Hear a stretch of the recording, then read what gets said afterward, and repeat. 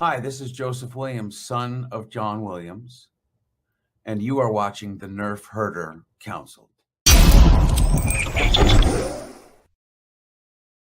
What is up, everybody? Welcome to another episode of the Nerfherder Council. I am your host, JT. We are live on Facebook and YouTube, both our pages and also the pages of the Virtual Cantina Network. We are brought to you by Audible. Go to audibletrial.com/NHC for your 30-day trial and a free audiobook download. If you are watching on YouTube, please remember to click that like button, click that subscribe button, and hit the notification bell so that you are notified every time we go live. If you are looking for video replays of the show, just check out our YouTube channel. If you are looking for audio replays of the show, just Google Nerfherder Council Podcast. And guys, if you want customizable Nerfherder Council swag, go to shop.nerfherdercouncil.com. And if you would like to get Virtual Cantina Network, just go to tpublic.com/user/virtual-cantina. Without further ado, let me bring on the Dopinder to my Deadpool. Or is it the other way around? I guess we'll find out. My brother AJ with You're asking the hard-hitting questions right off the bat, man. I had to. What the hell, you know? So, by the way, we are live on Patreon. I didn't see that in the private chat. So we are live on Patreon as well. So I figured that out. Nice job. Nice job. So yeah, we are now live on 6 platforms at once. Could have been the 7th, actually. We don't stream to my Facebook page, but hey, why not? We'll conquer social media one page at a time. One page at a time, exactly. All right, it might take us a while, but we're getting there. So, all right, before we get to tonight's topic, I have to call you out on something. Yes. So, you really screwed up by not going to the Sammy Hagar show the other night. I don't care what it cost, dude. I'm telling you, you missed an ungodly great show. It was awesome. The only downer keep that audience riveted, buddy. Go right off. I'm just saying. So yeah, that's you definitely screwed the pooch on that one. The only downer was the PA went out the front of house during right at the beginning of Seventh Seal, which is like one of the couple songs I really wanted to hear. And so that one was played with you could only hear the stage volume. And of course the guys don't know because they've got in-ear monitors. Mm-hmm. And because it took them a while to fix it, we did get a cappella Cabo Wabo. So we were singing along with Sammy, just the crowd, which was fun. But because they had to kill time that's fixing the price of admission right there. Well, that's what I thought. I mean, it cost us right now because they skipped that because of all the time it took to get the PA back up and running. But other than that, it was fantastic. And I was thinking the whole time, like, man, AJ should have ponied it up. But you didn't, and maybe they'll extend the tour. So there we go. Kale McLeish, good to see you. Says, "G'day. Please don't let this be fantastically spoiler heavy. I don't see the movie till Sunday." Kale, I apologize, but we are going to have spoilers tonight. So, yeah. Also, I almost forgot to mention the views of the Nerfherder Council do not necessarily match those of the Virtual Cantina Network, and there might be some bad language on this episode. So, if you're not into that sort of thing, turn this shit off right now. Yeah, I don't know what you're doing watching an episode about anything Deadpool if you're offended by bad language. Yeah, right. Exactly. All right, Kale, one Van Halen question. That's it, because it's a quick one. Oh, sweet. A second Van Halen episode. No, it's not. Now, answer the question. How much DLR was actually on this Best of All Worlds tour? 3 songs. Panama, Jump, and Ain't Talking About Love. And the usuals. Okay. Yeah. Well, Mikey sang Ain't Talking About Love. But it was, the set list was just killer. If you guys want to look it up, it was absolutely killer. So, but we are not here to talk about Van Halen. I did that after the show on my other podcast at like 12 or 12:30 when I got home and was kind of drunk. So my instant show reviews over there. But yeah, we are here to talk about Deadpool versus Wolverine, or Deadpool and Wolverine, excuse me. And we're also let's face it, there's your non-spoiler section. A lot of the movie is Deadpool versus Wolverine. Yeah. if you're paying to see Deadpool and Wolverine fight, you are going to get your money's worth. Mm-hmm. So, oh, hey, look at this. Okay. Our buddy Sherrick, you remember him? He was on the show just a couple weeks ago. He says, "Love you guys. Hope you had fun and loved all the movies as much as I did. Deadpool and Wolverine is great. Loved it." Sherrick, congratulations on your engagement. He just got engaged, I think, yesterday or earlier today at the top of a lighthouse in North Carolina, I want to say. So congratulations, man. That is such a beautiful thing to do. I love that. I'm so glad. One, congratulations on your engagement. Yep. Two, very savvy to do it there. So if she says no, you just throw yourself off. Perfect location, right? See, it's cool too because me, no. Yeah. Yep. See ya. Yeah. Look at that. He says she's so. Thanks, brother. She's so lucky. Or continuing with the previous conversation, maybe she's the woman. Oh, could be. Look at that. Yeah, his fiance is really, really cool. So that's awesome for him. So yeah. So I will say right off the bat to get things rolling. This is definitely my third favorite of the movies of the Deadpool trilogy. However, that doesn't mean that I didn't love it. So I just liked the other ones a little better. And I think it's probably because, my feelings on the whole multiverse thing are very, we've beaten that into the ground. But I mean, even that notwithstanding, they kind of simplified the multiverse thing in this.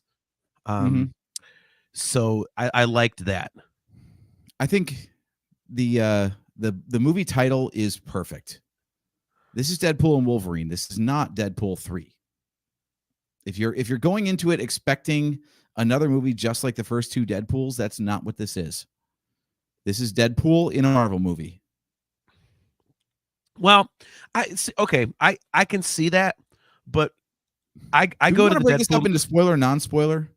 Like, do we want to tell Kale to piss off at some point just so we don't ruin it for him? We never phrase it to Kale as pissing off. Sherrick, she said you're pretty cool too. That's awesome. Love you, Barbie. See, it's hard.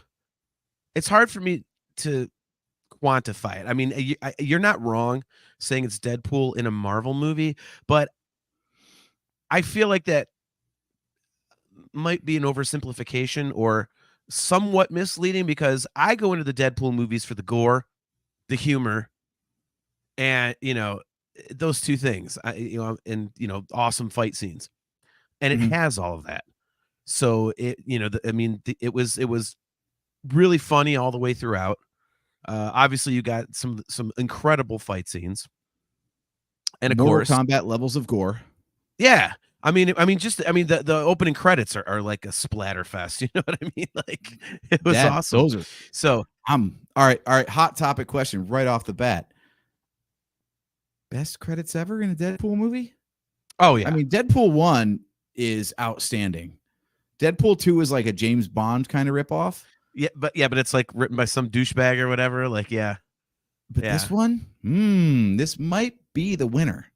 Oh, I think definitely. I think just because of what he's doing during that, like what he's using as a weapon, it's just awesome. Yeah, in the Lego community, we call that nice parts usage. Yes, right. Our buddy John Phillips is tuning in. Good to see you, man. He says, "I promise not to be negative Nancy tonight." That's good, man. It's hard to be negative with this movie. Yeah, you know what we should probably say though, AJ, for people who haven't seen the movie. No, I don't. Okay. Nice. So if you guys have not watched the first two X-Men movies, Logan, and aren't at least viscerally aware of like the basics of like Loki season 1, you'll probably Where might they have seen that before? That's right. We did a watch along last week. Well, not we. You did. Well, people in the audience did it with me. Yes, well, that's true. That's true. But yeah, it was funny because the day we went to see the movie, I actually watched Logan during the day, and like the first thing in the movie that pops up is referring to Logan. I was like, boy, did I make a good call there. So and thank God I watch YouTube videos because I have not seen Logan, but I knew what I needed to know for the opening of Deadpool and Wolverine. Yeah. So I still have to watch that movie, and man, do I want to go see it now. Like now that this whole other film is paying homage to it and recognizing it as this is shit you need to know. This is worth watching. Yeah. And that's not something that's usually said about Fox universe Marvel stuff. So Yeah. No, it's although I have like I said, heard for a long time that Logan is like the best of them. yeah, I loved it. I thought it was excellent. I mean, it's the best way to describe it would be to say that it's like a Marvel movie, but almost like in the real world. It's very gritty and not Wow. like a ton of superheroes in it. It's I mean, they're there, but it's I don't know what to compare it to, but it was just I thought it was a great movie. It was really, really well done. Um, and I thought it was a really cool concept too. So yeah, definitely check that out if you haven't, because it'll explain some things in Deadpool and Wolverine, and also again the first two X-Men movies. I was already familiar with them, but I had actually hadn't watched those in several years, so I sat down and watched them with Steph, and she actually kind of enjoyed them. But you can definitely tell where the improvements have been made in the Marvel universe, cinematically since then. So, yeah. Yeah. Yeah. Okay. So are we trying to stay non-spoilery here for a little while? Do we speak in generalities or do we dive right in? We can go generalities, and then if we hit a spoiler, we apologize. Okay. So I'd like to explain my point about this is Deadpool in a Marvel movie more than Deadpool 3. Okay. So yes, like you said, you go to these movies, you love the Deadpool movies as I do for the gore and the humor and the raunchiness and all that stuff. But the one thing upon rewatch, which I just did after seeing Deadpool and Wolverine, I rewatched Deadpool 1 and 2. There's a heart there in those movies. Like it's funny because it's like the humor sets up the drama. Yeah. When there are actual stakes introduced and actual character beats, it hits that much harder because you've got this clown who all of a sudden is a person. And Yeah. I feel like that wasn't present so much in this movie. Like that was what made the Deadpool movies work, and even called out like how it was almost like the studio cheaped out on showing X-Men for some reason. Yeah. But it puts the focus on Deadpool, but Yeah. still says that it's in the X-Men universe. And this movie, I feel like by broadening the scope, which obviously they're introducing stuff from the Marvel universe, from Marvel Cinematic Universe into Deadpool movie. Now it's just like the Mandalorian problem, right? Like the Mandalorian season 1 and less so with season 2, and then especially less so in season 3, the focus broadened. So it wasn't so much on the main character and it was on all the surrounding stuff. Mm-hmm. And I feel like this is the same as that, where like Deadpool 3 would tell a very personal story of the next chapter in Wade Wilson's life. This is more like, how does Wade Wilson fit into the Marvel Cinematic Universe? I think with that explanation, you're spot on. I can see it that way. John Godfrey, good to see you always, DQ. We're less than 2 months away from some Brownie football, man. See you in a couple Also, months. good to see you again. He was along for the watch along, so thank you so much. Oh, there we go. Nice. Okay. Kale McLeish says, "Oh no, the heart was one of the best elements of the Deadpool films." Kale, AJ's right in what he just said, but I don't think that's the YouTube short I'm going to clip, by the way. Thank you. Okay. What did I said? You're right. 15 seconds. That's all it's going to be. AJ is right. AJ is right. Kale, it doesn't take away from the quality of the movie. I think. I think that using that as a backdrop, I would say this is a different kind of Deadpool movie. I think, but now that AJ, you mentioned it, I completely agree with that. But I still loved it. Again, because it had those main elements to me that I was looking for. I mean, I'll be honest. I was prepared to be really disappointed because I just, you know why? Because I love Deadpool, and when they throw him into that multiverse thing, I'm like, oh God, they're going to ruin Deadpool, and they didn't. And they kind of made fun of the multiverse, which was awesome. I was like, yes, I agree with that. But yeah, I think that's a perfect description of it, AJ, to say that, it's, that kind of heart, like the more personal aspect of, Deadpool kind of showing, the hate to it's Deadpool like saying humanitarian side, but you know what I mean. Like the more emotional stuff. I think not having that doesn't detract from the movie. So if they were going to go a little bit different route, I thought they did a good job. Yeah, like his motivation for even taking part in these events is not specific to his little circle of people, but they are threatened in a larger sense. So it still tracks a little bit, but boy, I forgot exactly how much heart was at the heart of the first two movies, right? Like the first one was him and Vanessa, and those two, like, beautiful couple, perfect acting and casting and writing, loved all of it. And the second one was, they were gonna start a family together, but she got ripped away, so it's weighted at his lowest point, and then he learns to trust in others, and we get introduced to X-Force briefly with them, and that's where they pick up this movie. But then that's very quickly put to the side so they can talk Marvel stuff instead. Yeah. And that part was a bit of a bummer. Like, I wasn't a bummer when I was watching it, but upon rewatch of the first two, I was like, yeah, this is a different kind of movie. Yeah. No, I think that's accurate. But again, for me, it didn't, that didn't detract from my enjoyment of it. But I still want a Deadpool 3. I hope they find a way. I hope they find a way to keep Deadpool movies siloed a little bit. That's the problem with the multiverse, is everything is so connected, which means you've got a kind of homogenous template for your movies now.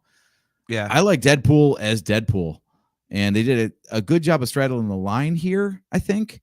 But if this is the version of Deadpool we get moving forward, I feel like something has been lost.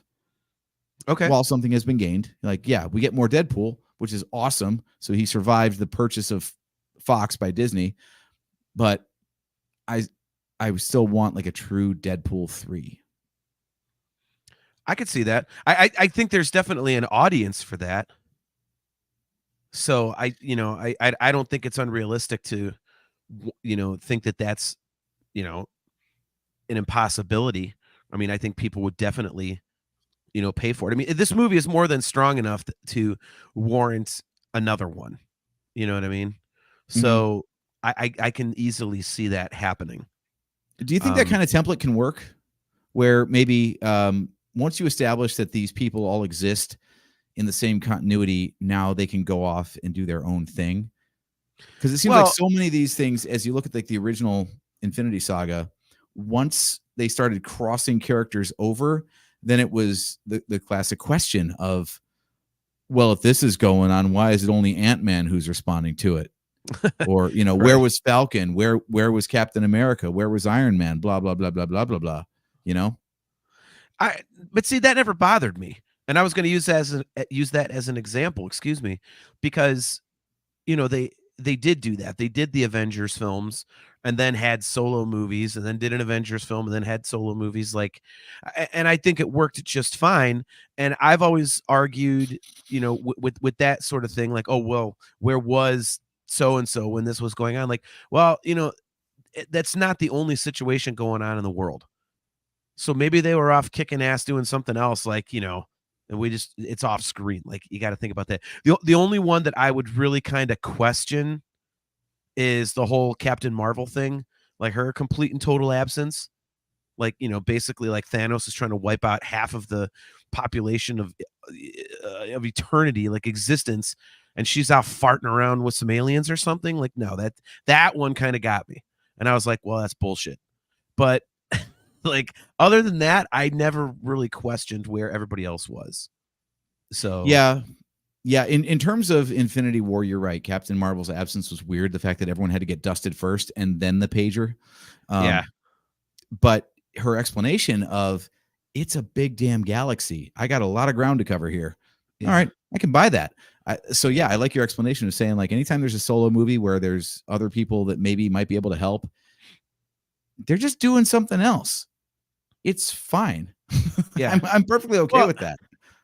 And you're not, you can't just have every movie be an Avengers movie, because the novelty wears off. Yeah, exactly. They had no service. John Godfrey. She was waiting for a page. Yep. By the way, he does have another comment, and just real quick, he says Deadpool fixed the multiverse, which was awesome, but Doctor Doom news brought the multiverse what if to the forefront. Don't get me started on that. I am extremely torn on the news about Robert Downey Jr. playing Doctor Doom. Since we've broached it, do you want to just talk about it now? I don't know what to say. Part of me absolutely hates it. Well, we can say that we don't know shit about it yet. That's it. People are losing their minds like, oh my God, they're making Tony Stark Doctor Doom. And they never said that. So that might be the direction they go, but it could just be they got the same actor to play a different role. They've done it before in the Marvel I won't say multiverse, cinematic universe. Yeah. But see, to me, never mind. We're in the non-spoiler section, so I don't want to say anything more. Well, yeah. But it wouldn't be the first time that an actor popped up in a different role in a Marvel movie. Yeah, but I think this is a little bit different. I think to me, this would be like if Harrison Ford showed up as Darth Vader or Anakin Skywalker in a new Star Wars movie, and you're like, what? But no, that's Han Solo. And so that's kind of how I feel about this whole thing with Robert Downey Jr. as I'm like, no, that's Iron Man. Cut it out. Like I don't like it. I would put it more as like Brandon Routh as Bizarro. Where there's a way you could explain why one character looks like another, but it doesn't mean they're the same character. Well, okay, so John Phillips, he says, don't be shocked if the RDJ thing, Robert Downey Jr., is a bait and switch. I don't think that's the case. I don't think they'd go through all that. I don't think they'd go through all that to make this big announcement and play it out so big just to be like, I fooled you.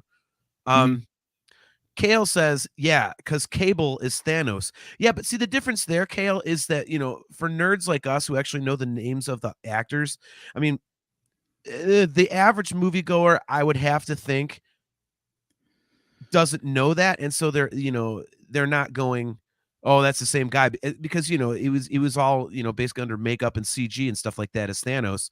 It wasn't like the same exact face that that you saw in all those different Infinity Saga films. So I think that one's a little bit different, but this one is just flat out, it's Robert Downey Jr.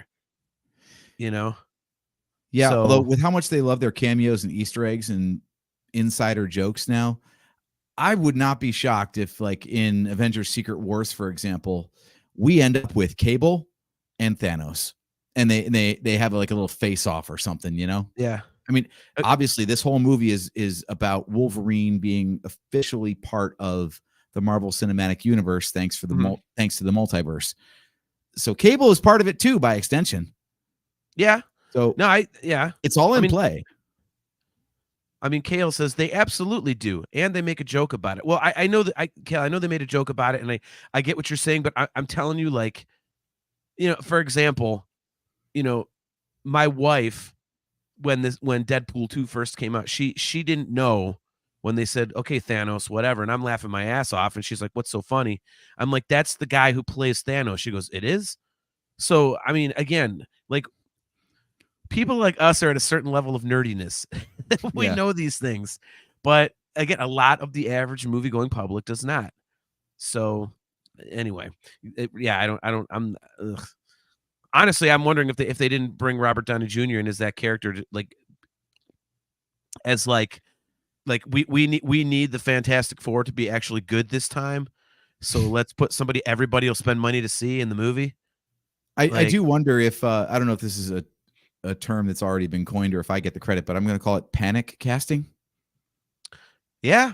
I mean, because there were rumors that they were trying to find ways to bring the original Avengers back into the MCU because recent projects have bombed. They're like, well, what if we got Steve Rogers back and Tony Stark back and blah, blah, blah, blah, blah, blah, blah. And they're like, well, let's not shit the bed that hard, but what if we got the actors back? Yeah. Well, I mean, and that's the thing. They were very careful to say they were very careful to say Robert Downey Jr., Dr. Doom. They weren't saying Tony Stark, Dr. Doom. Yeah. No, I mean, we'll see. I mean, I'll watch it. You know, I think the Fantastic Four has some cool characters. I mean, they're not ones I overly give a shit about. But I mean, I'll check it out. Again, I'm the perfect person like that they're probably shooting at. It's like, okay, well, I haven't really been thrilled with their recent output, but you know, if it's Robert Downey Jr., I'll go watch that. You know, just if for no other reason than morbid curiosity. But you know, does it feel like a almost a throwback to like the golden age of cinema where there were like studio actors and they would be in like everything that studio put out? Because like Giancarlo Esposito and Pedro Pascal and like how many people are going to do a Star Wars thing and a Marvel thing at this point? It's right. It's getting a little bit ridiculous at this point. Well, they're making bank, so you know. Yeah, okay, well, the sun shines. Yeah, so Moff Gideon is in Captain America 4, and you've got the Mandalorian is apparently Reed Richards. And yep. You know, the list goes on and on and on. So yeah, why not? So why can't Robert Downey Jr. play two characters in the Marvel universe? We'll see. I mean, I think he would make an awesome Doctor Doom, so that's good. But so getting back to Deadpool and Wolverine, like you said, we'll try not to spoil too much, but there are some awesome cameos. One of them, I was like, what the hell? And I had to explain it to Steph because she's like, but wait a minute. Are they just making fun of another movie with this? I'm like, no. He played that character in that movie. Even though he's are we into full spoilers yet? Because I don't know which one you're talking about. There were too many cameos and Easter eggs. Human Torch. Ah, yes. Yeah. So yeah, she was like, but wait a minute. Like, are they just like putting that guy out there like as like a, hey, remember when he was this other guy? Like, no. He started out in the Marvel movies playing that character. So that's why it's like, holy shit. But even me for a second, I was like, wait a minute. Oh, it was a bait and switch for sure. Yeah, I was like for a second, like, wait, but then all of a sudden when he, you know, did his thing, I was like, oh yeah, okay. Oh God, Kale's trying to like avoid spoilers. That's okay. We can do that for him. But yeah, and can we just say that he had like the greatest, like potentially the greatest death in almost any of these movies? That's why I said Mortal Kombat levels of gore. It's like, yes. I swear the negotiations to have this movie take place was Ryan Reynolds and Kevin Feige sitting down at a table, and Feige's like, these are all the things you can't do. And Ryan Reynolds is like, all right, then I'm going to do this, and this. He's like, all right. Yeah. Anything that wasn't on the taboo list, he's like, I'm doing them. All right. Kale says, flash this comment when you're done. TV muted. All right, Kale. We're done. We're done with that little spoiler. Also, we're apparently TV stars now. So, hey, sweet. Yeah. There we go. Look at that. How do we look in 65-inch 4K? Like shit? I know. Yeah. Remember, the camera adds 20 pounds. I'm actually a lot less than, you know. But yeah, so that was so awesome. How many cameras do you have on you right now? Yeah. The Friends joke, well played. Yeah, I mean, the little Easter eggs and the, just the little callbacks and stuff. One of the things that I thought was the best was just how many things they made fun of that seemed to be like kind of pissing into the wind, you know? Like they really let the trailers about not being able to do coke or reference it. Oh, yeah. Uh-huh. The whole 20th Century Fox thing, and I mean, there's a couple things they just like hammered on a couple times. That's the nice thing is a lot of the Easter eggs we can actually speak about without being spoilery because they were in the trailers. Yeah. Dude, I'm glad we got like at least a pretty solid dose of Blind Al. Mm-hmm. Because I love the interplay between those two. So I love that. Dude, the job interview was hilarious. Steph said that she thought like the first half of the movie wasn't as good. She thought it wasn't as funny as I'm like, I see. I mean, when the action picks up, like, yeah, it's cooler because you're getting more ass kicking. But I thought it was really funny all the way through. So For the most part, yeah. Yeah, I mean, I mean- obviously there's a bit of a lull on purpose at a certain point. I mean, in any movie, like you can't have it be up, up, up, up, up. You've got to have like a little bit of a lull. So when you build to the big finale, you know, it's a build. yeah, So yeah, like I mean, once they got more into the, like I'd say that the third fourth of the movie, I guess, like everything was moving along nicely, and then like when they were in the void and trying to figure out how to, and that's again not a spoiler because that was shown in the trailers, yeah, and they were just trying to get their way out to, you know, stop the big villain of the movie, and Wolverine and Deadpool are still squabbling back and forth and stabby. One of the best fights we got in the movie right there, I think, but also ultimately inconsequential. yeah. So how do you feel about that in general? Because one thing that I will say that I don't feel is too much of a spoiler is, boy, the healing factor for both of them has been dialed up to 11, if not 12 in this movie. Like, yeah, Deadpool can survive anything, but like it takes him a while and it hurts like hell in the first one and the second one. And then in this one, it's like insta heal.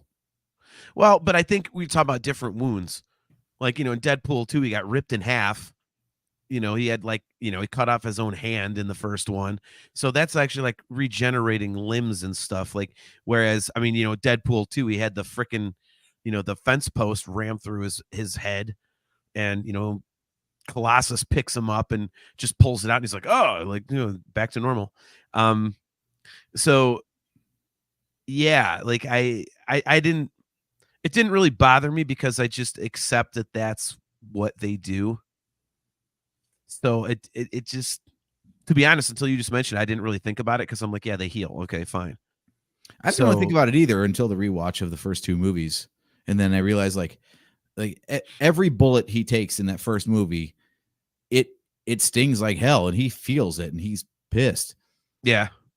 And then this one, there's buckets of blood. I'm like, wow, okay. Yeah. So they're just brushing that off. Well, maybe it's one of those things like he got used to it. I mean, Also, I think later. I think it might be necessary too, because I mean, if you're going to be having a little spat with Wolverine, you're going to get stabbed a lot. And if every one of those claws was like, give me 20 minutes, like, well, yeah, that's not much of a movie.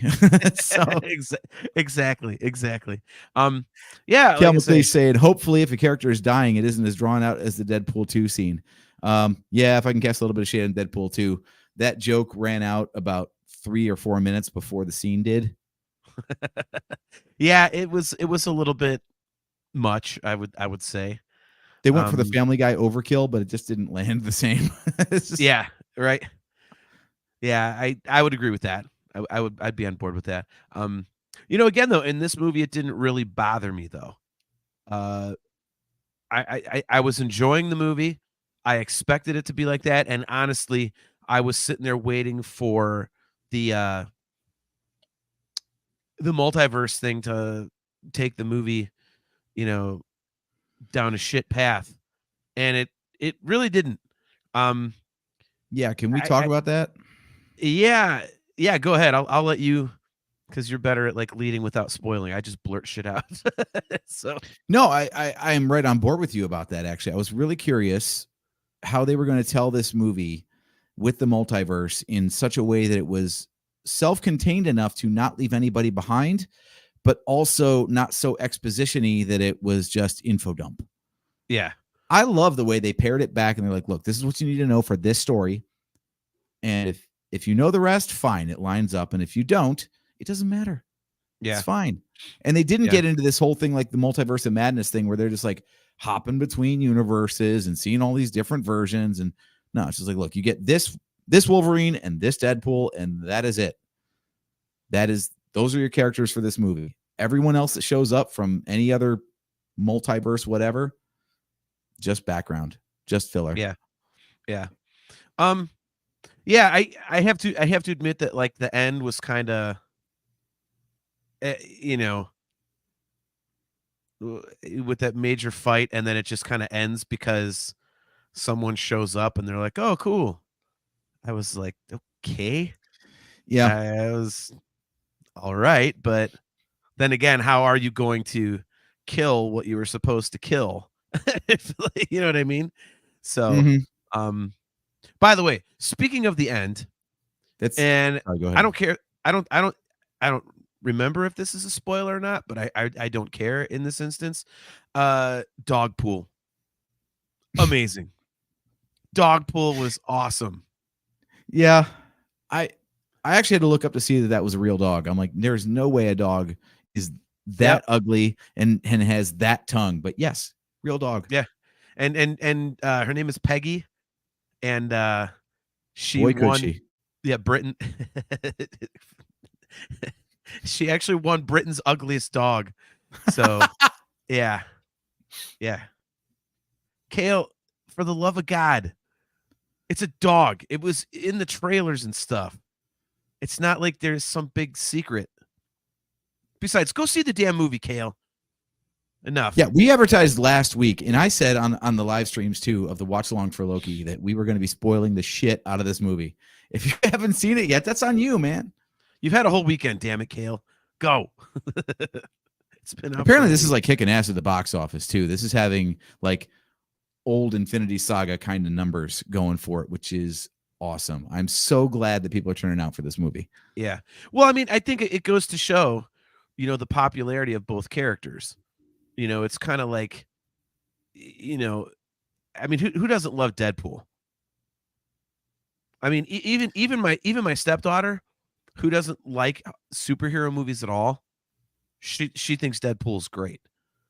Dude, casting So Ryan Reynolds was brilliant. Like, 'cause yes, you're right. You don't have to like Marvel movies, but do you think Ryan Reynolds is funny? Great. Here you go. exactly. Yeah. I mean, it's like going to see a comedy, like a violent comedy. It's a different experience. So, I mean, it's again, people love that, and also with how much they've teased, the Wolverine versus Deadpool thing, with Deadpool making fun of him all the time. I mean, it's like you wanted to see it. It's like that. It's like that WrestleMania match. When back when we were kids, when it was like the only pay-per-view of the year, and you would build up for a year to this huge main event. Like this is kind of one of those things. Like you always wanted to see it, and then when they announced it, you're like, oh my God, they're actually doing this. And it's something you couldn't wait to see. And I think they pulled it off. Wait, oh, and by the way, this is not a spoiler, Kale, so don't even mute the TV again. We're just gonna warn you guys, if you don't like a movie where fuck is like every other word, you might not like this one. Can you imagine being the poor bastard that had to cut a trailer together that wasn't Red Band? I know. I was like, I think we were like 2/3 of the way through the movie, and I was like, man, oh man, this is like that Sausage Party movie. Like, holy crud. Yeah. Yeah. Hugh Jackman must have been having the time of his life with this. Can you imagine? Like, talk about like taking off the handcuffs. Well, and it's like he's done like multiple versions of the character now, which is pretty cool. He's the, just like, pretty much like the straight up dude in the X-Men movies. And then in Logan, it's like, the older, wizened, again, more gritty, realistic, Wolverine guy, as Logan. And now in this one, like he can actually do like funny stuff. It was almost like Cable, but with like a sense of humor, By the way, I haven't seen a lot of Hugh Jackman's other stuff. That dude can act. Oh, you didn't know that? The heart's missing from this movie. Boy, man, he gets to really like emote in this. And again, this is not a spoiler, Kale, so don't mute the fucking TV. But like this is the worst Wolverine, right? That's the whole point is Deadpool teams up with like the broken down, defeated piece of shit Wolverine. And as a result, like there's a whole bunch of catharsis that takes place. And boy, does Hugh Jackman just crush it in those scenes where he's got to like express and emote and act properly. Like I know Ryan Reynolds is great at that too. Like he can be hilarious. But he can also like, yank at the heartstrings, but holy crap, Hugh Jackman was like dialing it up to 11 on that. It was incredible. Yep. And again, it hits harder because this movie is full of like blood, gore, fart jokes, and fourth wall breaks. And then all of a sudden, like, wait a minute, Wolverine is tearing up, and it doesn't seem out of place. Like that's a long walk to take from where that character began. Yeah. Well, I mean, I think if there is heart to be found in this, I think it comes from him. Yeah. Which I thought was really cool. Like you said, it adds another layer, to that character. And yeah, I'm surprised you haven't seen him in other stuff. He's really, really good. Well, I mean, they make multiple references to his other stuff, which is hilarious. Yeah. But yeah, like I also credit to Ryan Reynolds. Like this is his franchise, and he made it a true team up where he's like, hey, Hugh Jackman, come over here. You're my best friend. Do you want to do some acting in a movie with me? Like real acting? Like, right. That's actually very selfless. It could have just been Deadpool 3. It could have been the Ryan Reynolds show. And he's like, no, man, let's let Hugh Jackman do some stuff. Yeah. No, am I freezing up on you? Because you froze up on me a little bit. Nope. Okay. So it's just on your end. Okay. It's just crowd strike. Crowd strike. It's that damn weather. Yeah. Yes. Pretty decent singer too. I think I saw one of the songs on the playlist. Yes. There is, of course, an in-joke about the Magic Man. And it's front and center. Okay. I do not remember that. I've never seen the Magic Man. It's just I watch a lot of YouTube videos. Okay. Yeah, I've seen some of his stuff, but not a ton, but I know that he's very good. I didn't know he was a singer though. So but it's not called Magic Man. I think it's called The Greatest Showman. Greatest Showman, yes. Yeah, Magic Man is Cal Naughton. Cal Naughton Jr. Not familiar. The Magic Man. Now you see me? Now you don't. Oh, come on, Talladega Nights, you know that shit. You know how long? It's funny you say that. I haven't watched that movie in so long. I need to go revisit that one. Yeah, I think I want to be called like the Magic Man. Like now you see me, now you don't. That's right. Oh my god, I love when I go so long without seeing certain movies that I love because I go back to it. Why haven't I watched this more? Right. But yeah, so I completely agree with you on the acting part of it.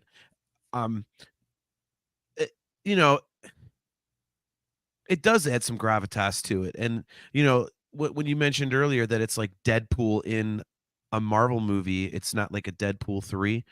Like I said a minute ago, like I think that adds the heart that you need to have. It's not just, he shows up and he's a crusty bastard. Like there's more to it. Like they add to the character, which is really cool. And the other thing that I liked is that, it's a team up movie. And yeah, at the end, they're kind of like, okay, well, we're cool with each other. But it's pretty much most of the movie. They never get to that point of, oh, yay, we're buddies. Like, nah, they like can't stand each other. Mm-hmm. And it doesn't change pretty much for the whole thing, which I liked.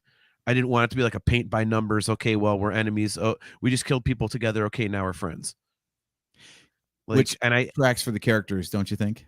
Yeah, exactly. I think, Ryan Reynolds, and that's the thing is like Ryan Reynolds is one of the main writers too. And I think he really understands the characters, but also, I think he understands, I mean, the whole multiverse thing and that it's confusing for a lot of people and it's kind of off-putting and they even make jokes about it. And, I think he wrote which something is a spoiler, but don't mute your fucking TV, Cale. It's not really a big spoiler, is it? I mean, but they like, they included the multiverse stuff because that's what's going on right now. But for someone like me who's not into that, it wasn't off-putting, and it was easier to understand. Yeah, this movie for me was very much like Guardians of the Galaxy 3, where it existed in the multiverse era, but tried. Even though it's set in the void, which is a multiverse concept, it stayed as apart and separate from that as possible to be its own thing. And I think that was exactly the right call.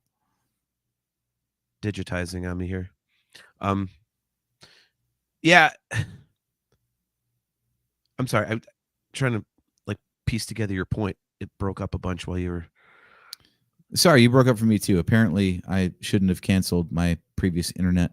Anyway, I was saying how the same way Guardians 3 basically ignored the multiverse, even though it existed in the time period of the multiverse. Yeah. This kind of does the same thing, even though it exists in the void, which is absolutely a multiverse concept. Yeah. Well, and again, I think this was easy to understand. Like, I mean, we talked about this last week. I tried to get through Loki, and I'm like, it's an unpopular opinion. I'm like, this sucks. I got through like an episode and a half, and I was like, I am not liking this at all.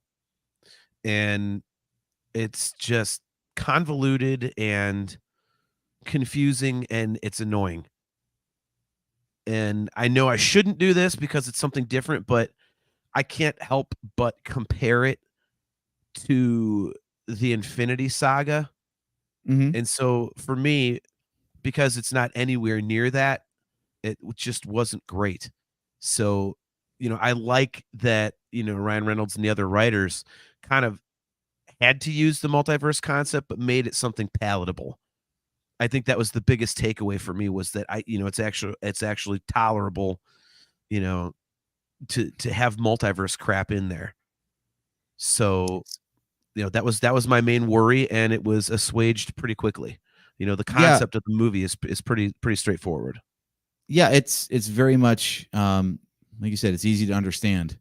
You get just enough of an explainer about it so you know who the TVA is and what their problem is with what's going on, or what they need Deadpool for, without being like, here's everything you didn't see from Loki.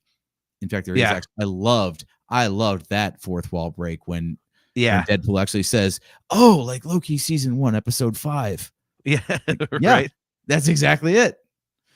So yeah, I think that was cool, and I have some questions as someone who did watch the show.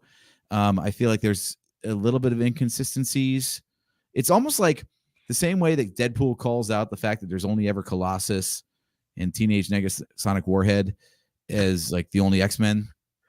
Same thing. Like, yeah, we got the TVA, but we didn't get like the TVA from Loki. Like, where's Owen Wilson? Where's all the other characters in the TVA from that show? Yeah. It's like we got this little like subset nugget of stuff, like just enough to say that yes, it connects, but not enough to say, well, we didn't really put all of our faith and budget behind that part. Yeah. Yeah, so it doesn't quite track, but I don't care. It's fine. It's fine. Yeah, I was wondering when, or if they were going to bring in certain characters, and it was like it was set up perfectly for them to do so, but it never happened. Mm-hmm. Which in a way I thought was kind of cool, because it was like, okay, we're not just going to, rely on the tried and true, like, safe ground type of stuff. They kind of went outside the box, and to the point where I'm sure like the big comic book fans would know, but I didn't know who the hell the main bad guy was. Mm-hmm. So I was like, okay, and I'm thinking, how the hell are they going to defeat this person? So that was kind of cool. Yeah, I like that, and I also like that the stuff that didn't track with the rest of the multiverse saga didn't really matter. So they paired, like I said, they paired it back to a point where you got enough of a story to understand this, and that's all you need to know. It's like the first Star Wars movie where, yeah, you got points where you could build off of that and expand the universe if you want, but the reference to the Clone Wars in episode 4. Okay, great. That's a little bit of seasoning to kind of flesh out the world, indicate that there's a history there. You don't need to know about the Clone Wars to understand episode 4. So they didn't talk about it. It's fine. Same thing here. Like, yeah, is there a multiverse? Sure. Did we cover it a little bit and what the TVA is? Yes. Do you want to know more about the TVA? Great. Go watch Loki. Yeah. Mm-hmm. Like, you don't need it for this story. But if you want to, it's there. Yeah, Kale says, I mean, as long as you don't need to rely on knowing Loki beat for beat, I think we'll be all right. Yeah, I mean, Kale, I got through an episode and a half, and I was like, ugh. But I mean, basically, if you know what the TVA is and what they do, you're good. That's pretty much from what I gathered. Am I wrong in saying that, AJ? Or is there more that? No, you got it. Okay. And then Kale asks, who is the main baddie? I've seen no promo behind it, but also seen people say it's not the focus. The hell's name? Cassandra Nova or something? It's Charles Xavier's sister. Well, now we're getting into spoilers. Yeah. Yeah, he asked. Yeah. Yeah, it's Cassandra Nova, which I didn't hear about before this movie either. So I didn't have any background besides, again, YouTube videos. Yeah. Yeah, and I think, watch too much YouTube. Don't feel bad. I do too. But I watch weird shit like the Hoof GP and all that, like Dr. Pimple Popper and gross shit. Oh God. So, look at this giant thing that's exploding with pus. Like, yeah, sign me up. But yeah, I didn't know who that person was, Cassandra Nova, but the way that they kind of like introduced her and showed what she's capable of, it's like, okay, well, how in the hell are they supposed to defeat her? So it was pretty interesting how they went about that. So I thought that was pretty cool. Mm-hmm. Yeah, I think so too. Yeah, it's one of those characters that I'm not invested in because I don't know who they are. But I still thought it was cool. Whereas some of these other characters they're bringing into other shows or other movies they're so peripheral that I just don't give a damn. Yeah, it's the classic superhero movie problem, isn't it? Where the stakes are high enough that the deserved outcome for the villain is death. But you don't want to just keep offing people and reinventing villains time after time after time. Yeah. On the other hand, you don't want a Mega Man problem where Dr. Wily somehow 13 times in a row did a thing, So right. You got to find some way to like build the threat of a villain without offing the villain every time. But sometimes you do. So I think this was a good middle ground where trying to stay as non-spoilery as possible. The threat was dealt with, but there's still a possibility of some of the threats persisting into other movies. All right, on my back, I just got the spinning wheel. I think I froze. Yeah, we're having a bad internet night. Well, we've got some hellacious storms out here right now, so that's not that's not to be anyway, not a surprise. Yeah. Kale. Yeah, Kale says, whoa, Disney just shared some photos for Skeleton Crew. Yep, that's the next thing on our radar. They have a Max Rebo.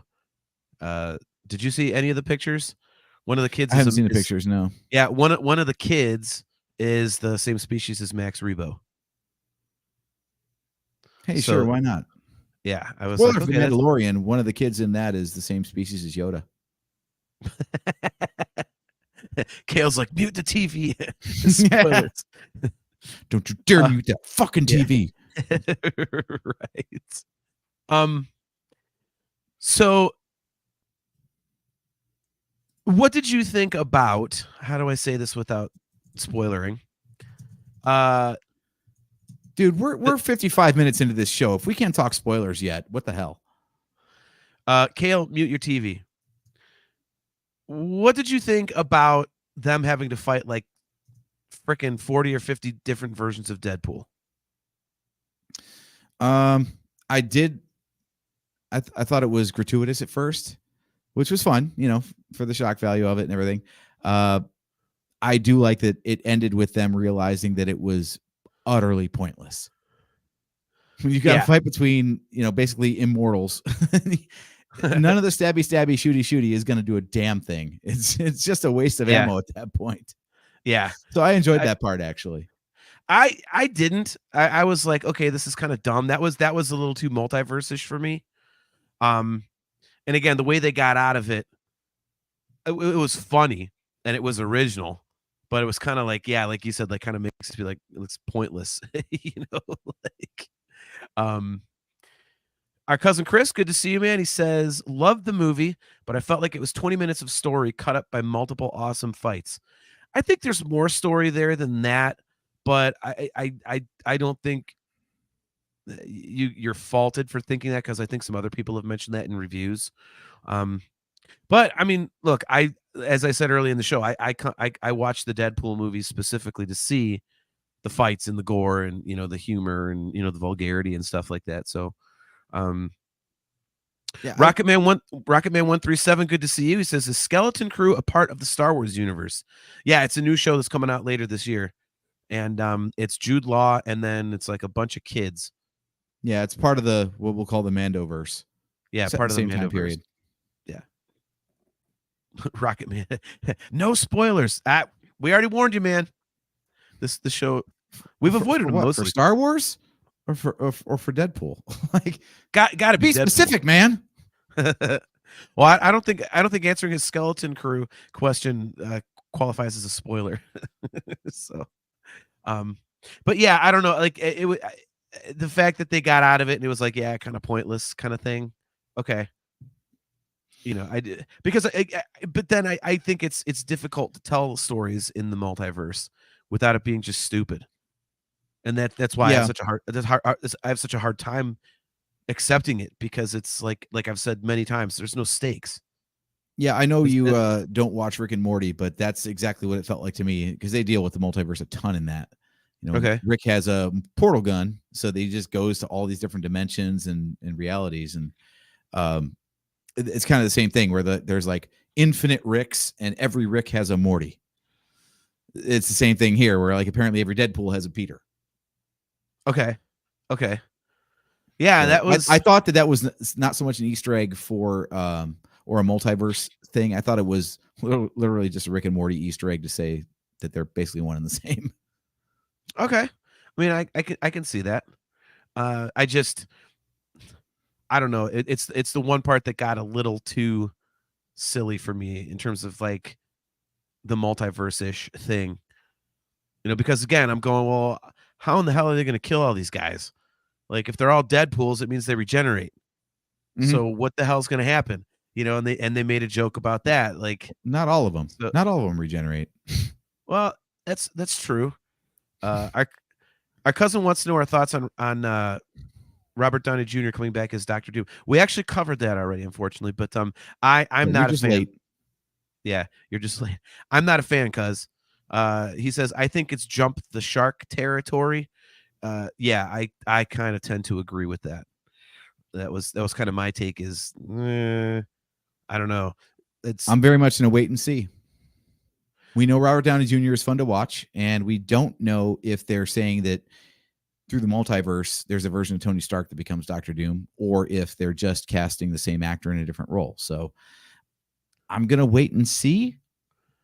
I'm not going to say it sucks until I have something to decide. Well, I don't think it's the whole what if thing where like Tony Stark is Dr. Doom. If that's the case, I'm going to hate it, because that's like multiverse heavy, and I think that's fucking stupid. So I will hate that. Like, Tony Stark is Iron Man. Like, here's period. a spoiler for how the multiverse didn't go. Kang, the original Kang, is a descendant / variant of Tony Stark. He's also a convicted felon now. Exactly. That's why they distanced themselves from him. But that was the whole thing, was it was still going to be tied to Tony Stark anyway. So getting Robert Downey Jr. to play someone else who's kind of in charge of being the big bad of the next Avengers movie, it's kind of the same story, really. We're just getting there in a different way. Do you think they're going to recast Kang, or just kind of like pretend like it never happened? You're the one who doesn't care about Loki, so can I just like spoil the last 5 minutes of the last episode of season 2? Yes, that's fine. So it came out after Quantumania, which bombed famously. Yeah.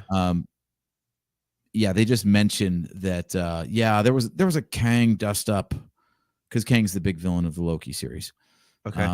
One of the Kangs got loose on Earth, whatever. But I heard they dealt with it, so they just basically like brushed him off as like an afterthought by the end of Loki season 2. Wow. Yeah. Oh my God, they set him up like basically Kang is the COVID of the Marvel Cinematic Universe. Nice. Oh, what a hell of an analogy that is. Yeah, all right. Well, that explains that. Okay. Interesting. So now I wonder what they're gonna do for like a big bad. No, you can't Dr. Doom. use Kang. I mean, was he that big of a thing? Yeah, In the comics, though? apparently, yeah. Like they said that Secret Wars was one of the titles. I think it's Avengers 6. I guess in comic books, Doctor Doom was the main villain of that arc. So Okay. they were kind of telling an alternate take on that to use Kang instead. Okay. And now they just brushed him aside and went back to more comic accurate Doctor Doom is in charge. Wow, why wouldn't they have gone with Doctor Doom in the first place? I mean, I would say with the average fan, or even just peripheral. I think if you asked them, okay, do you know who Kang is, or do you know who Doctor Doom is? I think more people would know who Doctor Doom is than Kang. Oh yeah, I didn't know I didn't know who the hell Kang was. I was like, who the hell is this? So, fair point. But I don't know, this whole thing, tying it back into Deadpool and Wolverine though, because I know a lot of people were expecting this to be like the reset of the multiverse and just get rid of that shit, and they even talk about it in the movie. I was surprised. Again, sorry, mute your fucking TV, Kale. I don't think this did that. Were you surprised? No, I don't either. I think they simplified it, and I think they did a good job of explaining it, but I don't think it kind of like wipes it away. But it does, that's the one thing that I really liked about it, was that it did kind of, I thought that the first part of the movie was very exposition heavy, but I was okay with it because I kind of feel like that was needed. It's like, especially for someone like me who's like, this doesn't make any goddamn sense. I don't like this multiverse thing. Like, for them to sit there and explain and go, well, it means this. It's because of this. Like, here's how it works. Like, cousin. Next up from the MCU, Mark Ruffalo as Magneto. Nice. Oh my god. Well, it is a Disney property, so maybe they're gonna have like I don't know, Scarlett Johansson as Captain America or something. So they'll just do that whole thing. But yeah, I thought that them explaining it the way they did, I was like, okay, see, this kind of makes sense. It's still a little confusing, I think. I'll when I watch this again, I'll revisit my opinion there. But I mean, I thought they did a good job of actually discussing what it is and kind of making it a little easier to follow, if that makes sense. Yeah, I thought the ultimate outcome of this whole thing, with the way they set it up in the beginning of the movie itself, was that what we would end up with is the Fox universe is dead. Because I mean, we saw the sign for 20th Century Fox in the void in the trailers. I was like, okay, so clearly this is a way to, what they want to do is they want to take the parts of the Fox universe, namely Deadpool and Wolverine, and find a way to get them into the Marvel proper universe, so we can just close the door on that era and still preserve the parts that we want to keep. Yeah. And that's not what happened here. Like, I thought it was very surprising. And yes, again, this is a spoiler. So, but yeah, at the end, the Fox universe was not wiped from existence. I thought Deadpool was going to grab, because he was all about like the people in this picture. This is my universe. I thought he was going to pull them into the Marvel universe, and the Fox universe would die. No. Now, how do you feel about that ending, knowing that the multiverse is alive and well still, and all those characters that we left in the Deadpool movies are not part of Marvel proper, or at least what they call Earth 616 in the Marvel Cinematic Universe? Well, I mean, they can still bring them in. You know what it feels like to me, honestly? It kind of feels like Star Wars with the EU. Like they're picking and choosing the stuff they actually like and then bringing it in and letting the rest like rot on the vine. And it kind of feels like that's kind of the direction that they're trying to go with this, which is fine. I mean, some of those movies. Did you love the meta-ness of that, by the way? The idea of anchor beings, where like they're like, yeah, basically Hugh Jackman not being in X-Men stuff killed the X-Men franchise. So we're going to say that like the universe died because Wolverine died. Yeah. Well, no, I thought that was cool. And because it's like you said, it's meta, and it makes a lot of sense when you look at it. So I thought to write that in was a pretty intelligent way to do things. So, I thought that was good. Again, I thought the writing on this one was really good because as we've seen, you can really just, and I'm sorry, I just did not like Loki. It's too goddamn weird. And it's like, stop it. I want to watch it and just have a fun time watching superhero stuff. I don't want to sit here and figure out a physics equation to figure out what the hell is going on in the story. And and everyone tells me how great it is. I mean, shit, my wife loves it. And I'm watching this and going, when the hell is this going to get good? Like, what is going on? And it just kept annoying me more and more. See, I do love the thought experiment of, okay, so we understand this whole concept, and we always wonder this in our own personal lives. Like, what if I had done this instead of that? And, every branching decision in there on. If you could meet a version of yourself that did that other thing, how would you get along? Would you be enemies? Would you be friends? Yeah. Like, as much as I'm fine with myself, I know that if the world was populated by nothing but me, it would collapse. It would be terrible. The society wouldn't exist. There are jobs that I don't want to do. There are skills that I don't have, so on and so forth, right? So I think it's a fascinating concept to play around with this idea of like, well, what if you were just a little bit different? And how different is too different to where now you're enemies, Yeah, I mean, when they show the different versions and stuff like that, when he goes looking for them, that and plus, with Loki in particular, he's the god of mischief. Like, he's always starting shit, and he's a backstabber. So when you get a whole bunch of Lokis, they're just going to backstab each other. That's what they do. Yeah. It's like the same thing. Like, all. Pull all the Wolverines you want. They don't get along with anyone. And then you mix that with Deadpool, who is someone that is completely like obnoxious as hell. Like, the first person that no one's going to get along with is Deadpool, and you put the least accepting character with him, which is Wolverine. It's oil and water. It's the classic buddy cop formula, right? Yeah. Well, but I mean, but it works, and I think. But let's face it. Wouldn't you have been surprised if this movie sucked? I mean, it's kind of hard to screw something like this up. You know what? With Marvel's recent track record, no, I wouldn't have been surprised if this movie sucked. I was afraid that it would, but I would have been shocked if it did. I just think Ryan Reynolds has so much control over the Deadpool character that he knows exactly how to write it, what people want from it. And bringing Wolverine in again, I think it's so hard to screw it up, because if you just have the characters act like themselves, you're going to get something good out of it, because they're not trying to change. Oh, well, Wolverine all of a sudden is a nice guy, and he's a big softie. Like, no. I mean, these two characters bouncing off each other just like makes for, it's kind of like, wrestling back in the day. Like, would it ever have been possible for, The Rock and Stone Cold to have a bad match or to have a bad run together for a title?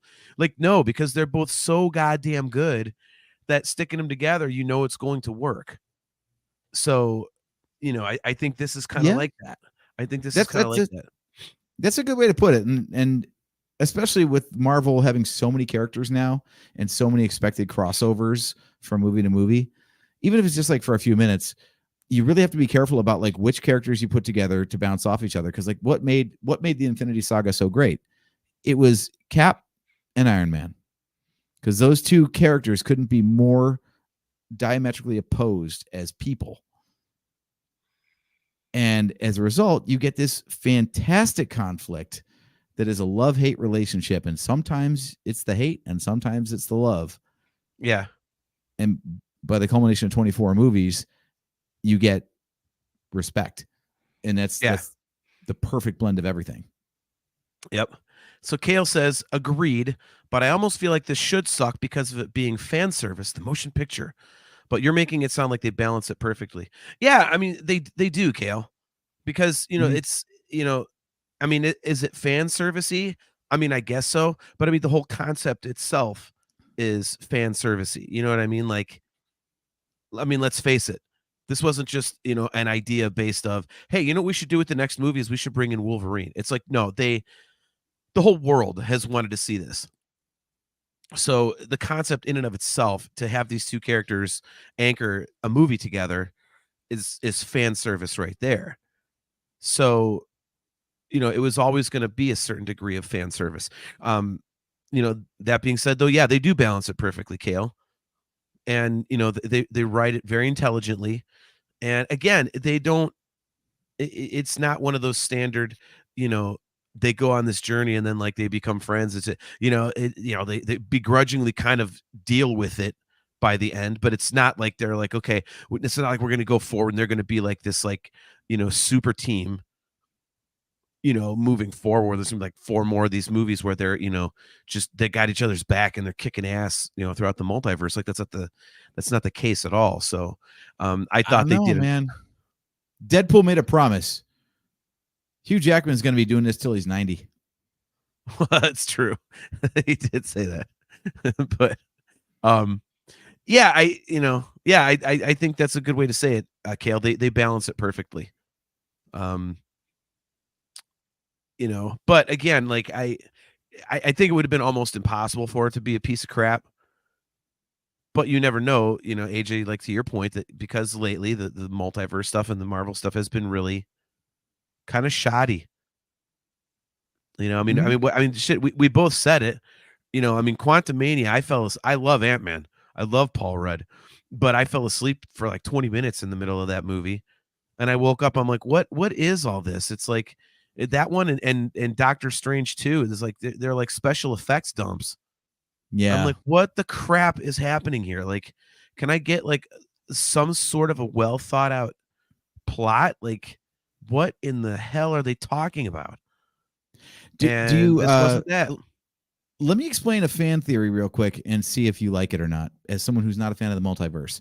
So Okay. we know that the bad guys hang out, their hideout in the void is the skeleton of Giant Man, right? Yes. There's a fan theory out there that the Giant Man in the probability matrix, whatever that was in Quantumania, when he gets spaghettified, and like disappears from, I guess, possibility or something. That's the same Giant Man. Like he gets dissolved in the probability matrix and then gets dumped in the void. Like that's what happens to things that get spaghettified. Do you like that as a concept? I mean, I guess it would make sense. I can't really say that. I mean, it's great or shitty. I think I would accept it. It's almost like saying you're going to hell or whatever, or something like that. But yeah, I mean, I guess didn't it's make it far enough into Loki, but they kind of explained the void well enough. It's a point at the end of time where they just throw all the shit that they don't want on the timeline. Okay. So for me, when a universe gets pruned or unraveled, and they discuss pruning. Okay. Yeah, when something gets pruned, that's where it goes. So it's not disintegrated into nothingness. It just gets put at a place on the timeline that can never be reached. It's like, remember the restaurant at the end of the universe from Douglas Adams? That's what it is. The void is the restaurant at the end of the universe. Man, a Douglas Adams reference on the show. Yeah, go us. Right? Nice. Oh my God, there's a show we could do. Hitchhiker's Guide to the Galaxy. Mm-hmm. Just not the movie. It was interesting for what it was, but it is not nearly as awesome as the book. Boy, that's okay. That's a total seg. No, we can't get into that, but that was also written by Douglas Adams. So I mean, it's canon, so to speak. Oh, I know, but it's anyway, whole nother topic. Yeah. But John Phillips, he says, I really enjoyed Deadpool looking for Wolverine. Yeah, that was a great montage scene. That was really cool. There's all your Easter eggs for the comic book fans. All those versions of Wolverine exist in the comics. Oh, really? I didn't know that. Yeah. Well, not one of them. But we'll save that little cameo, the actor cameo for, I think Kale might be our anchor being, because we're basically for most episodes at the end, and we really haven't gotten into spoilers because like the one guy is like, I haven't seen it, no spoilers. We're still doing it. We're still doing spoiler free as much as we can. Oh, we're trying. Don't want to ruin it. As much as we advertise, it's all spoilers. And we're like, nah, we're backing off. Yeah. No. But well, yeah, I mean, overall, man, I mean, to kind of put a bow on it, I thought it was great. I really enjoyed it. As I said to start the show, it's definitely my third favorite of the movies, but that's not to say that I didn't really, really like it. So, I mean, I would have no problem watching it again. And I think I'll like it better going forward once I've seen the whole Kale, you've done fantastically well. Sorry to wreck your episode. You didn't wreck the episode, man. It's not a big deal. It's not like everybody else wants spoilers. It's just we're just too impatient to not give them. Right. So you kept us in check, man. But yeah, I think repeated viewings for me is going to enhance my enjoyment of it, because I'm going to understand the timeline stuff and the multiverse stuff a little better as it's explained multiple times. So I think for that reason, it's going to be one of those movies that I think will get better for me as time goes on. I think it'll age well for me. And if nothing else, I'll still like it because, again, the interplay between the characters is amazing. I mean, dude, it's everything you want it to be. I mean, everybody, when this was announced, you're praying for it to just be them just like absolutely shitting on each other and kicking each other and, kicking each other's ass. And that's exactly what you get. I mean, you can't ask for anything more. Even if you don't like the story, like the humor and just the interplay between the characters, like, I mean, dude, like that's going to be amazing. Or that's amazing. Sorry, I was reading a comment over here. But yeah, I mean, that's amazing right there. So even just that, and the movie is worth it, even if you're not into the story and the explanations and things like that. So I thought it was. I think it's incredibly successful on that level, and I think it's gonna, definitely kind of revive a little bit of interest in Marvel that was lost with a couple duds in a row. So. I really hope that this is a sign of better things to come. Yes. Yeah. Well, shit, maybe they'll let Ryan Reynolds in on some of the writing to, honestly, with these new Avengers movies, that they've announced, and this, Captain America, what the hell is it called? The Captain America 4. Brave New World. Brave New World. That's right. I knew it was new something. It was originally called New World Order, but that got hashtagged badly. Some sort of fascist group kind of appropriated that phrase, so they're like, let's not call it that anymore. They could have taken it back. They should have kept it. But yeah, those movies make me nervous, because Captain America to me is Steve Rogers, and I know it was Sam Wilson in the comics, and I totally get that, but it's still so weird for me to see Sam Wilson as Captain America. That's strange.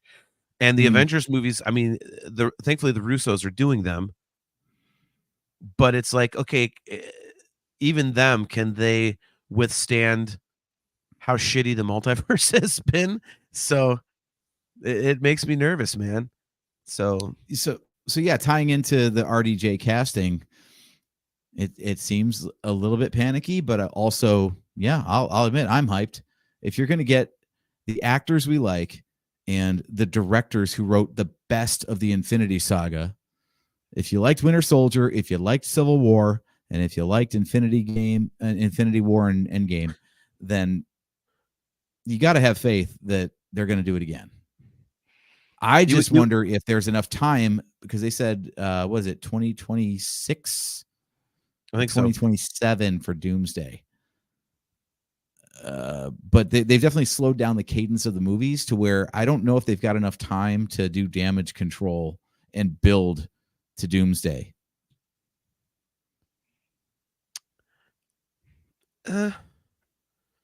Maybe maybe that's a starting point. Maybe they're going to do a couple things between now and then that kind of like introduce characters and concepts, and then that's going to be like a jumping off point. It would be interesting.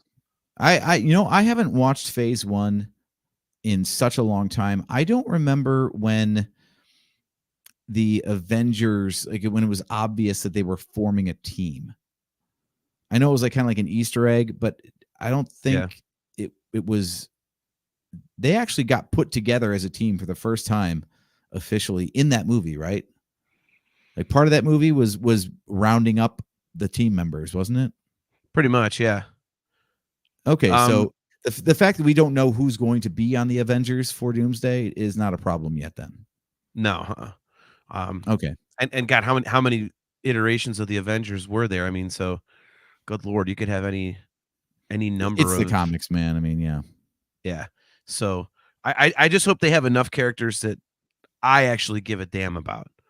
So, that's the problem is like the characters that they've created for Phase 4 and beyond. Do you care? That's the problem for me, as I've said on the show before. Like they're starting to get into these like C and D level characters that I just don't give a shit about. Yeah, let's see who's anchoring this team. It's going to be She-Hulk, Doctor Strange, Spider-Man, we hope. What about Deadpool and Wolverine? I mean, were they? Wolverine was an Avenger. Deadpool at some point, it seems, from this movie. See, maybe Wolverine, or maybe they're bringing a version of the X-Men in. Yeah, but it's definitely not the big names that we're used to. Let's see. Was Deadpool ever you got to an assume Avenger? Sam Wilson's Captain America is going to be. Oh yeah, in the comic books, everything has happened. Absolutely everything has happened in the comic books. In the comics, Deadpool has also joined Hydra's version of the Avengers and the Avengers Unity Division. Yeah. And probably in the X-Men at some point, and also in X-Force, and God knows how many other teams. What is this? Deadpool's newfound popularity forced him to leave his family behind, fearing his enemies could endanger them. Deadpool additionally joined the Avengers Unity Division and used his popularity as a means of funding the team with the profit from the merchandise. What? Oh, well. All right. Sounds comic booky to me. Yeah, right. John Phillips. John, I was actually wondering about this. He said, "Did you see how much the Russos and Robert Downey Jr." I keep almost saying Ronnie James Dio. Ronnie. See, I did it. There it was. Damn it! I talked myself into it.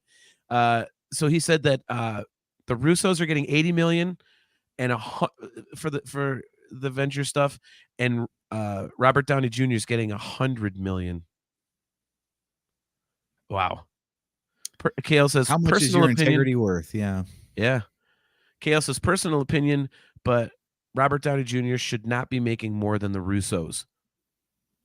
Yeah, Kale, you know how I kind of look at that? It's almost like the sound guy getting paid more than the band. Isn't it? You're like, okay, I get it. Like, you make it sound good and all that, but you're not up here singing or playing the guitar solos or sweating your nuts off. Like, and I've had shows like that. And I get, our sound guy is amazing, but I'm not going to lie, that hasn't like burned my ass a little bit. Like, damn it, this is not fair. So, but I think that's pretty much the template, isn't it? As far as I know, directors like never make more than the top talent. I mean, now these dollar amounts are just egregious, but hey, still whatever. I don't give a shit. I'm not paying it. I'm paying $14.25 to Cinemark. So exactly. Well, it'll be like 17 something by then for the 3D, since we're gonna go see it in 3D. But nothing. No complaints about 3D. Listen, fucker. All right, if I could go all stabby or shoot you in the face right now, that's what I would do. 3D is awesome, man. Get over it. It's awesome. I just hope they keep putting out the physical product so I can keep adding to my collection. Because having all this stuff in 3D is great. But they didn't put there's some of them they did put out in 3D in theaters, but they didn't put out 3D Blu-rays for, which kind of sucks. But it's oh well. Dude, no one's got that TV anymore. No one gives a shit about 3D. Okay, I do. Why don't you go hang on to your HD DVD and your Betamax before that? Okay. Hey, look, if it does finally become obsolete, these things may become collector's items. Did you know, for example, It already did like 10 years ago. Okay, but they're still selling them. So, I mean, come on. They're still selling cassettes too. Oh, look, man, I got Avatar Way of Water in 3D and it's amazing. So, and you can't tell me that Avatar in 3D isn't the better way to watch it because it's unbelievable. If you tell me otherwise. That franchise made its name on 3D. So, yeah, you're right. Okay, there you go. But yeah, I mean, dude, so apparently The Last Jedi is like impossible to find. So I think it's worth over $100. So at least I'm sitting on that. Damn. So, yeah, I was kind of surprised by that. But and then The Rise of Skywalker, they pay you $100. Or at least they should. Probably so. Orbex in 3D. Son of a bitch. Jeez, man. All right, well, that's going to do it for another episode of the Nerfherder Council. Thanks, everyone, for tuning in. Obviously, Kayla, great to see you. John Phillips, John Godfrey, Cousin Chris, great to see you as always, man. Rocketman137, Sean Hines, great to see you, Vandalorian. Yeah, we are back. What's the date going to be? I always get confused like near the end of the month. That is going to be August 14th. August, okay. So, Kale, what's next? Deadpool on VHS? I think that's that one's a little too dead. But yeah, so we're going to be back here, guys, on Wednesday, August 14th at 8 p.m. Eastern Standard Time. So make sure you jump on and tune in and check that out. As always, guys, we are brought to you by Audible. Go to audibletrial.com/NHC for your 30-day trial and a free audiobook download. If you'd like to get customizable Nerfherder Council swag, go to shop.nerfherdercouncil.com. And if you'd like to get virtual Cantina Network gear, just go to tpublic.com/user/virtual-cantina. AJ, I believe you have some stuff that you want to get off your chest before we hit the road. I do, actually. So, yeah, we did the Loki season 1 watch along, and it turns out that when you upload more frequently, YouTube really likes that. So we got in front of a lot of eyeballs. If that's something that you guys like, then absolutely hit us up, nerfherdercouncil@gmail.com or on our Twitter feed or anywhere you find us. What are we going to watch next? Because I certainly don't mind doing it. I just want to make sure that we're watching something y'all want to see. So yeah, let's get another one of those going for sure. And also for anyone who tuned into our Patreon feed, we are live on Patreon now since I cracked that little nut. So you can always go to patreon.com/NHC podcast. We post all of our episodes there now live. And then also we will post early access if you pay us a little bit of money for the audio version, or it also comes out simultaneously on Sundays as it does in any of your podcatching apps. So we can do that either way. But yeah, we want to do more uploads. We just want to know we're doing stuff that you guys want to see. So anything that you have in mind that you'd like to do a watch along for or a game night or something like that, let us know, man, because I have a ton of fun with that stuff. So I just want to know what's put out there, and I'm basically at your service, which is a very awkward way to leave off a Deadpool episode, but that's all I got to say. Hey, Sammy Hagar put out a great live record called At Your Service, so it's a good reference. Yeah, and I'll probably be a part of those more often, at least in the winter when the band schedule slows down and I'm not worried about being out of town all the time. So yeah, I definitely wouldn't mind jumping in on that and doing that with you. So yeah, if you guys have any ideas, you can either shoot us a direct message on Facebook or just shoot us an email, nerfherdercouncil@gmail.com. Nice and simple. So I have an idea. I'd like to finish this Lego set at some point. So I don't know how you have the patience to not do that. I couldn't let it just out of sit sight, there, out of mind, brother. Well, I mean, I got to admit, and I'm not just saying this because I'm one of the co-hosts of the show. I've told you this off air a lot. He said, stuttering. I like the Lego build episodes. I think they're interesting, and so I think you should do one of those again. I thought it was cool. So, all right, guys. Well, that's going to do it for another episode of the Nerfherder Council. Remember, if you're watching on YouTube, click that like button, click the subscribe button, click the notification bell, do all that fun stuff. And again, guys, we will see you on Wednesday, August 14th at 8 p.m. Eastern Standard Time. So until next time, I am your host, JT at Dog Pound Jedi. He is AJ. At Drake Adams 579. And guys, we will catch you next time.